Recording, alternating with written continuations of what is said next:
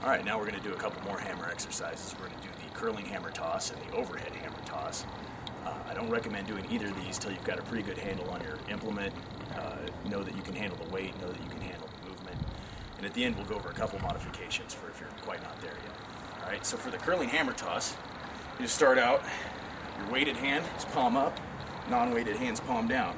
All I'm going to do, and I'm going to start pretty close to the weight here so I can talk while I'm doing it, you just curl it and just throw it up in the air to the other side.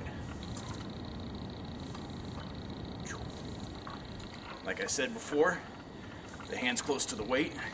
It's a lot easier. You start moving the hand out, it gets a lot harder.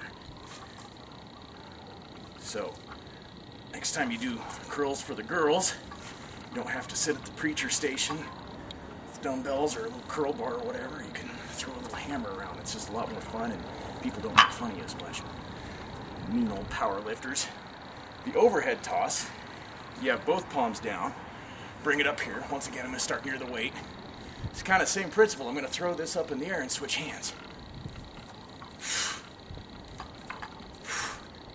And you can see why you want to make sure you've got a handle on the weight. Once you know how to do it, you can bring it out here a little more. Now, one thing you really don't want to do, if you're catching it and going like this, bringing your spine out of alignment, probably going to hurt your back. You want to either modify it closer to the weight so it's a little safer, or if you have to bend down with it, bend at the knees. Try and keep your spine straight. Then you can get a little squat work too.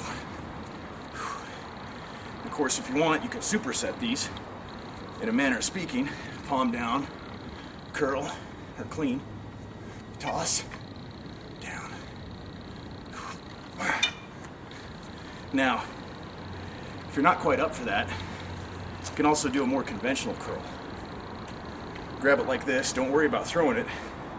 Just bring the palm of your hand to your chest. One of the things I like about this, again, you can modify the weight as you go. So as it starts getting harder, you just sneak your hand out so you can get your reps in.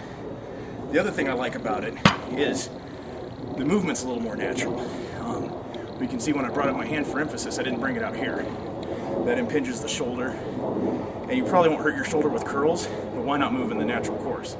I mean, any of you that are boxers, fighters, martial artists, when you throw an uppercut, it's not like that. It's like that. It comes across just a little bit. So I think this is a little more natural movement for you. And I think that if you do any kind of sports, it's a little more correct body mechanics than some of your conventional curls are.